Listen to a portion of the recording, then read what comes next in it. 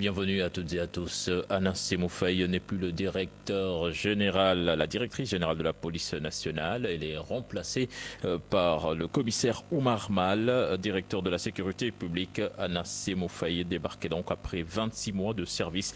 La décision annoncée par le président de la République lors du Conseil des ministres de ce mercredi. Léa. La rencontre du bureau de l'Assemblée nationale devant statuer sur les deux listes des libéraux reportées à une date ultérieure. L'institution va consulter des juristes pour plus d'éclairage sur les listes quasi identiques présentées par Aïda Mbodj et Modou Diagne Fada.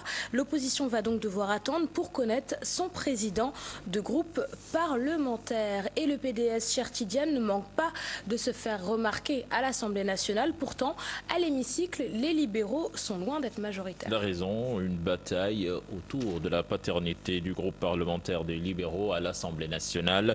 Tierno Bokoum de Réumi et Moustapha Diakhaté de l'APR donnent leur avis sur la question. Ils ont rencontré nos reporters Ibou Diouf et Diatouniaï. À l'Assemblée nationale, la paternité du groupe parlementaire des libéraux démocrates est suivie de près par les députés sénégalais. Je crois que le PDS vient d'envoyer un mauvais message au jeu parlementaire. Pour la première fois dans l'histoire de l'Assemblée nationale du Sénégal, un groupe présente deux directions différentes. Mais de mon point de vue, la réponse pour départager les deux camps se trouve dans le règlement intérieur et aussi dans les pratiques parlementaires. Je pense qu'il n'y a aucun problème à ce niveau-là.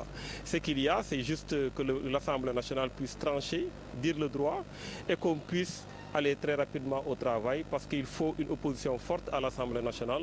Dans ce face-à-face entre Modou Diagne Fada et Aïda Mbodj, l'article 22 du règlement intérieur de l'Assemblée nationale est souvent évoqué. Mais il y a une difficulté qui me concerne personnellement, étant membre du bureau de l'Assemblée nationale, et que le bureau est en train de connaître de ce problème pour trouver une solution. Il m'est très difficile d'exprimer un point de vue personnel sur ce que nous allons faire. D'abord, il faut traiter la question de la légitimité. Qui a la possibilité de tenir le groupe et de pouvoir recueillir les adhésions. Le président sortant du groupe parlementaire des libéraux démocrates dit ne pas comprendre la position des autres partis de l'opposition. C'est juste une manière de mettre le flou dans la tête des gens et de vouloir justifier une forfaiture. Parce que ce qui va se passer, ça risque d'être une forfaiture. Et nous pensons qu'il faut définitivement se dire que dans une démocratie, on a besoin d'une opposition. Ce n'est pas parce qu'on a la majorité qu'on doit nécessairement combattre l'opposition et empêcher à la démocratie de vivre normalement. La présidence du groupe parlementaire des libéraux démocrates est âprement disputée. Qui de Modou Diagne Fada ou de Aïda Mbodj aura ce privilège? Le bureau de l'Assemblée nationale qui devait statuer sur ce cas d'école joue encore aux prolongations. Ibou Diouf, une des nouveautés du renouvellement du bureau de l'Assemblée nationale, Abdoulaye Makhtar Diop, qui devient 7e vice-président. Léa, Moustapha Diakhaté apprécie positivement. Pour le président du groupe parlementaire Benno Bokk Yakaar, Abdoulaye Makhtar Diop peut se vanter de son parcours professionnel et de son statut de représentant de la communauté lébou. Le député Moustapha Diakhaté est au micro d'Ibou Diouf. Première fois dans l'histoire de l'Assemblée nationale, la présence du Grand Serigne de Dakar au niveau du bureau de l'Assemblée nationale. Je crois que c'est un message très puissant que nous adressons d'abord au concerné, c'est-à-dire le président Abdoulaye Makhtar Diop, Grand Serigne de Dakar, et qui, de mon point de vue, peut être d'un apport extraordinaire par rapport à l'amélioration du travail de l'Assemblée nationale, mais aussi à la communauté lébou, qui occupe une place centrale aussi dans notre pays et qui, de mon point de vue, doit aussi se retrouver dans les institutions de la République. Je crois que c'est cela ce que nous voulons, c'est le message que nous voulons livrer. Il y a d'abord la personne intrinsèquement qui est une compétence avérée sur les questions juridiques, notamment du droit public, qui peut nous être d'un grand apport par rapport à l'Assemblée nationale, mais aussi l'Assemblée nationale, de mon point de vue, la communauté lébou va se sentir honorée par la présence du Grand Serigne, qui est une première dans l'histoire de l'Assemblée nationale. Nous restons toujours en politique avec la coalition Macky 2012. Au bord de l'éclatement, des membres fondateurs de cette coalition disent tourner la page pour une nouvelle entité dénommée les Républicains d'Omouréoumi. Objectif de cette nouvelle coalition, réélire Macky Sall en 2017. Fatih et Mohamedien. Il se définit comme un des leaders authentiques de Macky 2012, Pourtant, Mohamedou Moustapha Diagne et ses camarades ont tourné le dos à la coalition. Nous avons constaté qu'à Macky 2012 est devenu presque, disons, un marché. Parce que tout ce qui était parti avec Arona ou avec Koumendo Findou, vous vous rappelez, et avec d'autres, sont revenus. Et le niveau de réflexion, d'analyse, de prospection, le niveau des ambitions est très faible. C'est pourquoi nous avons dit que nous allons arrêter. Une autre entité est née, les Républicains d'Oumou Réumi. Tout de même, M. Diagne tient à signaler qu'ils sont toujours engagés auprès du président de la République. Nous n'avons pas de contentieux avec le président de la République. Mais j'ai dit tout à l'heure que nous avons des ambitions, que nous avons conservées intactes et que Macky 2012 n'est plus un cadre qui nous permet de nous exprimer correctement en politique. Travailler pour que le gouvernement du Sénégal honore les engagements, correctement les engagements que nous avons pris dans Yoonu Yokkute et qui se traduisent aujourd'hui dans le PSE. Autre formation, autre démarche. Ces républicains misent désormais sur la massification. À Macky 2012, nous restons ici à Dakar, les gens produisaient des communiqués, etc. Même quand il a fallu aller aux élections, c'est quelques partis qui sont allés aux élections locales. Tous les autres, donc évidemment, se sont retrouvés dans la nature. Alors, donc, à tous ceux qui viendront nous rejoindre dans ce nouveau projet, qu'ils sachent que nous sommes une coalition de terrain et que nous les trouverons là où ils sont pour constater de visu ce qu'ils sont avec le peuple pour la réélection du président de la République. Une rencontre avec la presse est prévue dans les prochains jours. En attendant, Moustapha Diagne, Maguette Ngom, Ansoumana Danfa comptent faire de leur nouvelle entité une grande coalition. Fatidien, merci. Les Dakarois, pas encore au bout de leur peine. Les concessionnaires qui réclament 4 mois d'arriérés de paiement ne comptent pas déployer les moyens pour le ramassage des ordures. Le président des concessionnaires du nettoiement s'est exprimé en marge de la session d'installation du bureau de l'Assemblée nationale. Écoutons Demba Diopsi. Il est au micro d'Adi Atala. L'entente Caracar, c'était une entente entre la CARAC et la CAR. Vous avez vu récemment les gens de la CAR sont sortis pour dire qu'ils ne font plus partie de l'entente. Ça, c'est un problème de la CAR. Donc l'association, elle est un peu, elle n'est pas solide. Donc maintenant, l'État, ce qu'elle devait faire, ce que nous avons demandé avant, on ne peut pas rester jusqu'au mois de décembre sans être payé. Actuellement, présentement, on nous a payé 1 mois. On est en retard de 2 mois. Imaginez qu'on doit rester à continuer à travailler jusqu'au mois de janvier pour qu'on puisse nous payer. Et ensuite, ce n'est pas dans la concertation. C'est une seule personne qui décide, qui se lève et dit « je ne vous payerai qu'en janvier ». Ça demande de la concertation. Les gens ne veulent pas se concerter. Ils ne veulent pas s'asseoir autour d'une table. Ils ne veulent pas parler avec les gens. Ils veulent pousser les gens à la révolte ou bien ils veulent pousser les gens à ce que les gens aillent en grève. Mais ça, il faut assumer. Nous, on dit qu'on ne peut pas travailler pendant 6 mois sans être payé. C'est tout. Je vous le disais en sommaire, menace de déguerpissement au rond-point Liberté 6, Léa, la municipalité de Grand-Yoff passe à l'acte. Pour la mairie, un problème d'insécurité se pose, ce que réfutent les marchands ambulants qui disent exercer difficilement leur métier. Alassane Ba et Modou Diop nous en disent plus. Frustration et désolation. Les marchands ambulants établis au rond-point 6 devront subir le coup. La municipalité de Grand-Yoff a réagi suite à la demande de la population. Cette zone-là a été déguerpie il y a de cela 6 mois, mais on a constaté qu'en fait il y a des ambulants qui sont retournés sur place et ils ont envahi complètement cette zone. Cette zone est devenue source de sécurité, d'insécurité.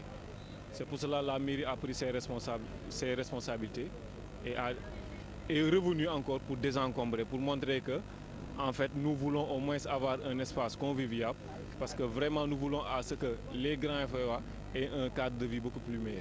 Un problème d'insécurité évoqué, faut rétorquer ces ambulants. Moi je jure devant Dieu, je suis un humain, ici il n'y a pas d'insécurité. Nous-mêmes, on gère la sécurité avec nos clients, les voleurs qui anticipent dans le marché. Même les clients devant nos places, nous, on garde leur sécurité parce qu'on sait ce qui se passe au marché. Oui. Il y a des chiens, j'ai entendu, il a dit qu'il y a des chiens. Un chien qui est là, c'est mon chien, il m'appartient, c'est un tout petit chien. Moi je dis la vérité, c'est mon chien, il appartient à moi, c'est mon tout petit chien, il s'appelle Zé. Pour pouvoir travailler avec nous, il nous impose de l'argent. Donc ce qu'ils ont dit, de foires qui vont s'organiser pour une semaine, 3 jours, dans 3 jours tu payes 15 000 francs d'ici à Keur Massar. Est-ce que nous, on est des petits commerçants, on n'est pas des grands commerçants, on est des petits commerçants.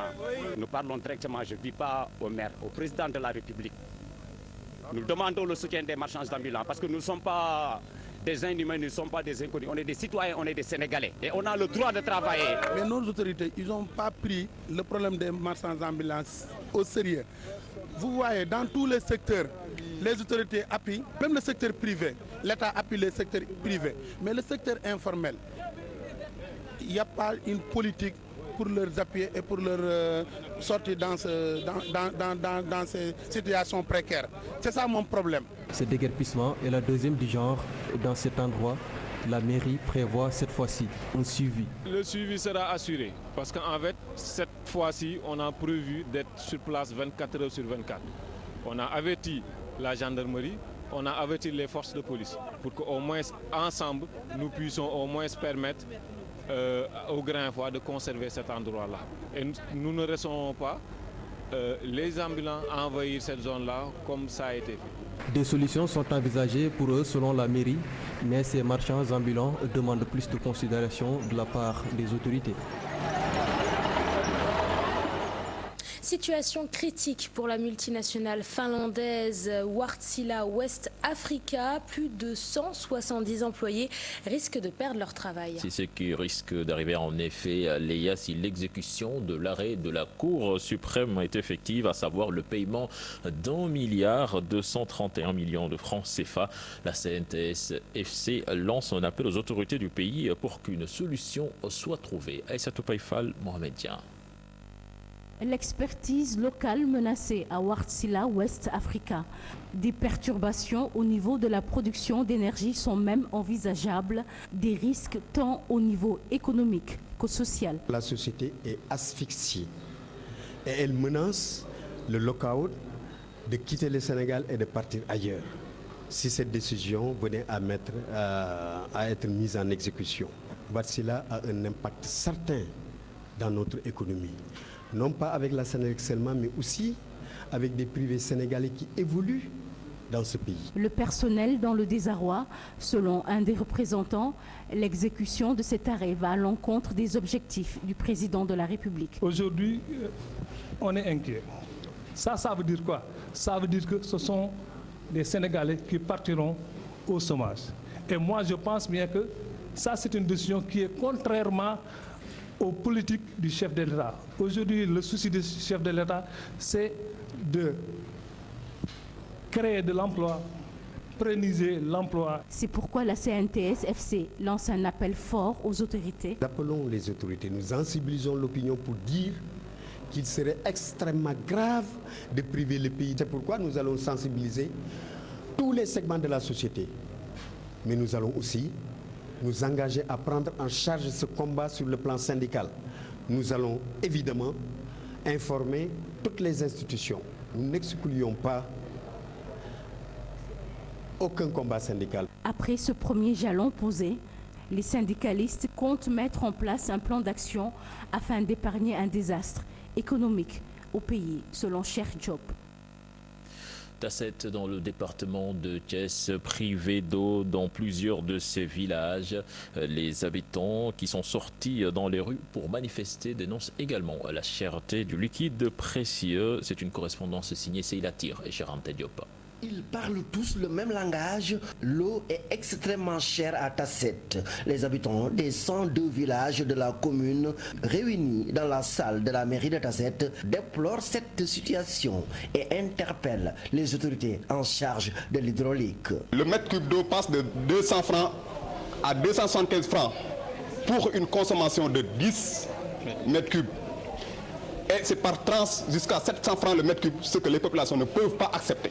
Raison pour laquelle la population s'est réunie aujourd'hui pour manifester leur désarroi lié à cette injustice que nous voulons manifester devant toutes les autorités compétentes pour réparer cette injustice afin que les populations soient rétablies dans leurs droits. Malgré l'implantation du forage Ndiosmone Palmarin à Notto Diobass, les populations de Tasset continuent de souffrir. L'alimentation correcte en eau fait défaut. Les factures d'eau montent en puissance et pour ces populations, le ministre de l'Hydraulique et de l'Assainissement leur avait promis de rattacher Tasset au forage qui alimente Ndiosmone Palmarin. Mais jusqu'ici, rien n'est encore fait. Nous avons saisi toutes les autorités compétentes.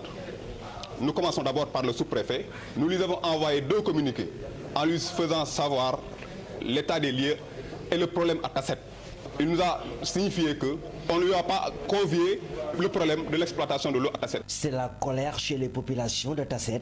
Dans cette localité, l'accès à l'eau potable pour tous reste un défi à relever. Et dans beaucoup de villages, selon le maire Mamadou Thiaw, près de 40% des populations en sont privées. Et puis le directeur général de l'Office des forages ruraux répond aux populations de Tasset en colère. Lansana Gagny est au micro de Cher Anta Diop. L'objectif de la rencontre, c'était de discuter avec les populations sur le prix de l'eau avec la nouvelle réforme dans la zone NDP Grand Lamsar. Je dois avouer qu'il y a des problèmes sur le prix de l'eau, surtout à domicile avec l'introduction des tranches. Nous sommes passés de 300 francs à 200 francs pour l'agriculture, le mètre cube bien sûr. Nous sommes passés de 300 francs à 200 francs pour l'élevage aussi. Cependant, pour les lots de boissons, les ménages, nous sommes passés de 300 à 275 en introduisant une tranche sociale et des prix par palier.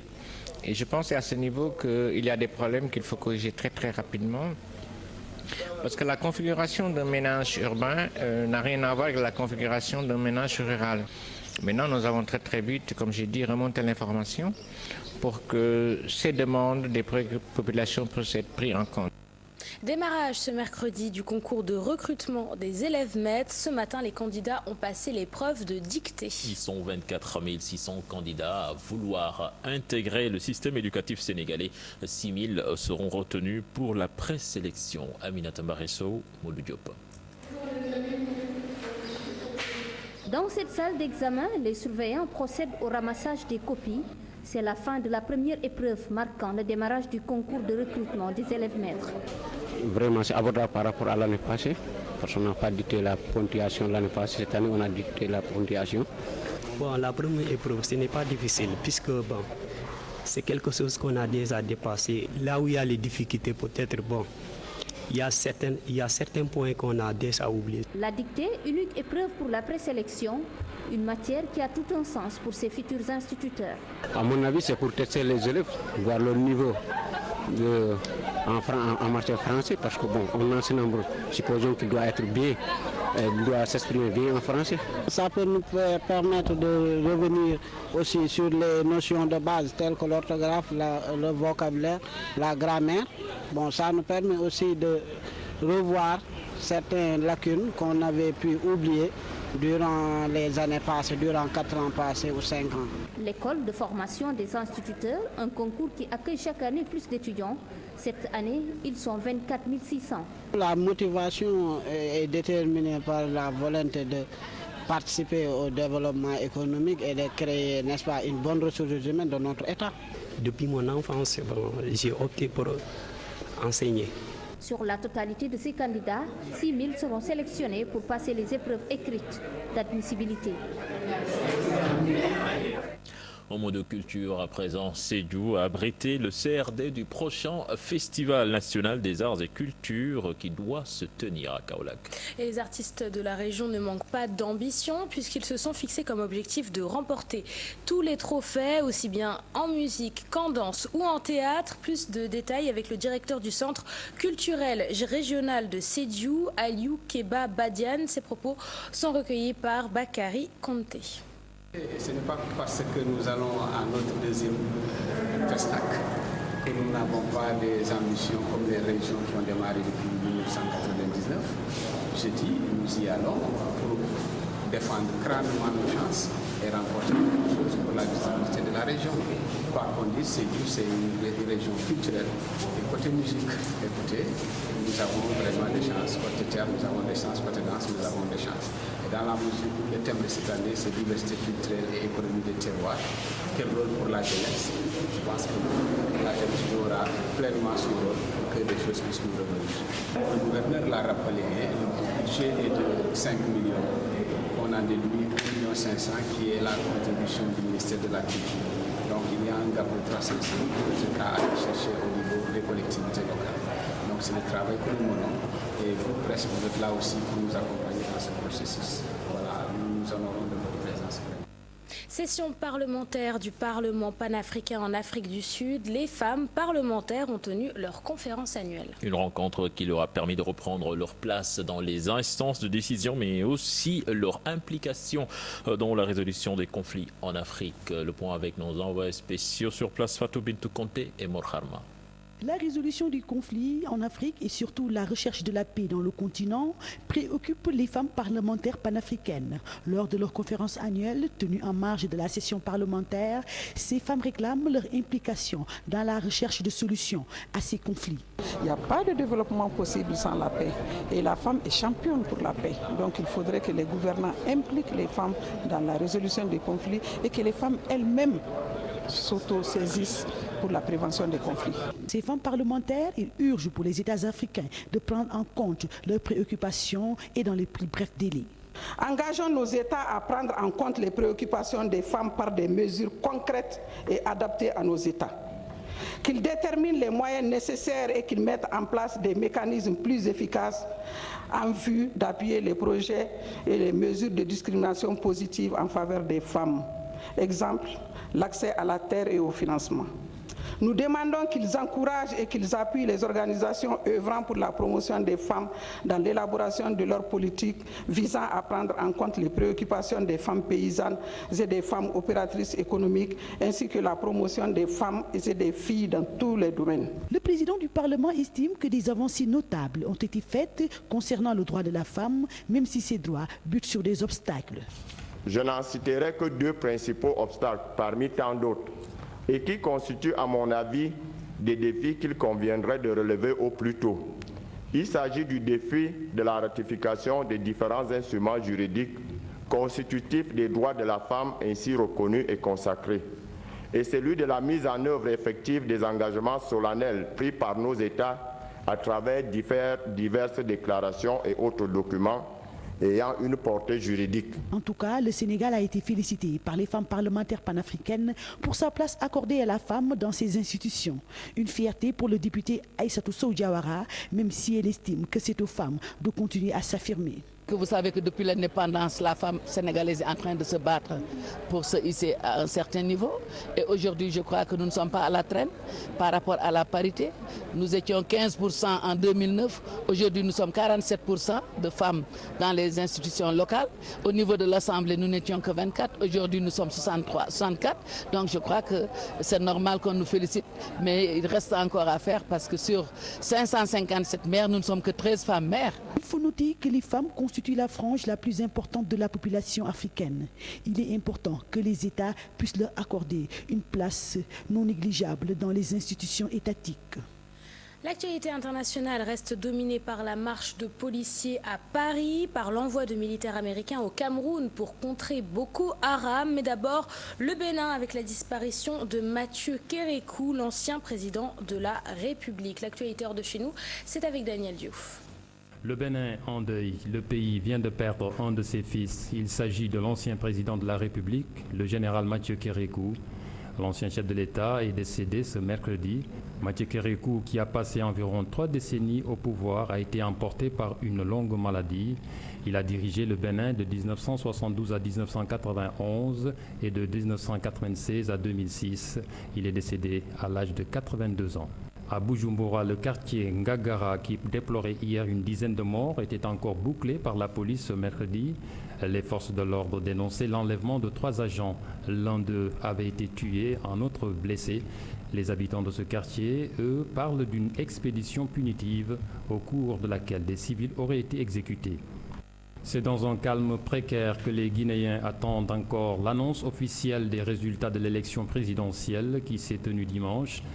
Mardi, des heurts ont encore éclaté entre des groupes de jeunes opposés au président sortant Alpha Condé et la police dans la capitale Conakry.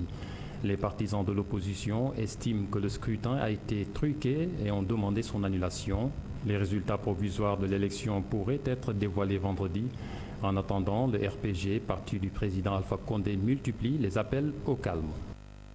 Le président Barack Obama a annoncé mercredi le déploiement prochain de 300 militaires américains au Cameroun pour des opérations de renseignement, de surveillance et de reconnaissance aérienne dans le cadre de la lutte contre les islamistes de Boko Haram. Dans un courrier adressé aux leaders des deux chambres du Congrès et rendu public par la Maison-Blanche, Obama indique que 90 militaires ont commencé à être déployés sur place depuis lundi et que ce chiffre passera à environ 300.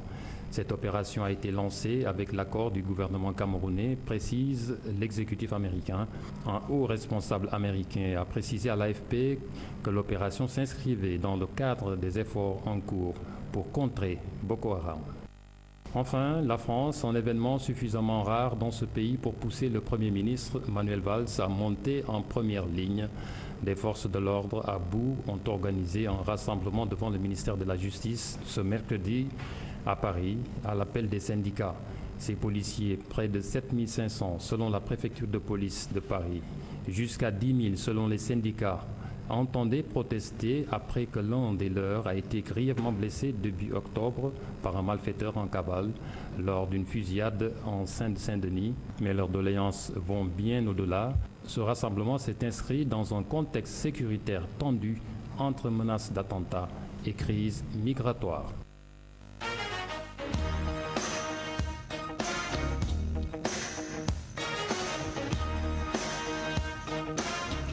Au monde de sport, les Lions du Sénégal qui perdent 1-0 face à l'Algérie en match amical. C'était hier une défaite qui interpelle. En 6 matchs, en effet, l'équipe nationale du Sénégal a encaissé 5 buts. L'absence de certains cadres fait également parler. Pape Faragning, Younous Diatta. 2 défaites consécutives sous l'ère Aliou Cissé. L'équipe nationale sur 6 rencontres a encaissé 5 buts. Avec ces statistiques, le chantier de la défense demeure une priorité pour le sélectionneur. C'est 6 matchs qu'il a joué, 4 victoires, 2 défaites. Et moi, il n'y a qu'un seul match qu'Aliou Cissé n'a pas encaissé de but. C'est ça mon étonnement. C'est à ce niveau-là que je pense qu'il a un véritable problème au niveau de la défense sénégalaise, surtout des latéraux et aussi de l'axe central, où on n'arrête pas d'utiliser à chaque fois. Au niveau de la défense, on prend des buts chaque fois à la dernière minute. Il y a une manque de concentration au niveau de l'équipe et ça ne date pas d'aujourd'hui. Donc bon, c'est un chantier immense que doit revoir encore Aliou Cissé. La politique d'intégration de nouveaux joueurs est une bonne politique, mais l'équipe ne doit pas être en éternel recommencement. Il y a d'autres joueurs que Aliou doit voir pour qu'on puisse avoir des gens qui sont les dépositaires du jeu, pour qu'ils amènent la balle vers l'avant, pour qu'ils jouent ça au niveau des intervalles, au niveau de l'espace, pour les excentrés ou les arrières latéraux. Revoir le système, revoir certains joueurs prétendus cadres, revoir leur engagement, leur détermination, parce que le meilleur équipe nationale du Sénégal, on ne joue pas avec. S'il y a des gens qui prétendent qu'ils sont tout simplement des places acquises à l'avance, alors qu'ils ne prouvent absolument rien du tout sur le terrain, à ce niveau-là, moi je suis tout à fait d'accord que ces joueurs-là, qu'on puisse les écarter. L'absence de certains joueurs dits cadres peut trouver sa justification sur leur sélection est purement sportif. Revoir le système, revoir certains joueurs prétendus cadres, revoir leur engagement, leur détermination, parce que le meilleur équipe nationale du Sénégal, on ne joue pas avec. S'il y a des gens qui prétendent qu'ils sont tout simplement des places acquises à l'avance, alors qu'ils ne prouvent absolument rien du tout sur le terrain, à ce niveau-là, moi je suis tout à fait d'accord que ces joueurs-là, qu'on puisse les écarter. Après 2 revers consécutifs, le coach Aliou Cissé a moins d'1 mois pour rectifier le tir avant d'entamer les préliminaires du mondial contre le Madagascar en novembre. Voilà, c'est la fin de ce journal, Léa, merci. Merci à toi, Charles Sidia.